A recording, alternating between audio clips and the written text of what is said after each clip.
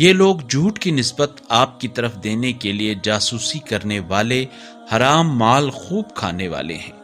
اگر یہ لوگ آپ کے پاس کوئی مقدمہ لے کر آئیں تو ان میں فیصلہ کریں یا ٹال دیں، آپ کی مرضی۔ اور اگر آپ نے انہیں ٹال دیا تو یہ لوگ آپ کا کچھ نہیں بگاڑ سکیں گے۔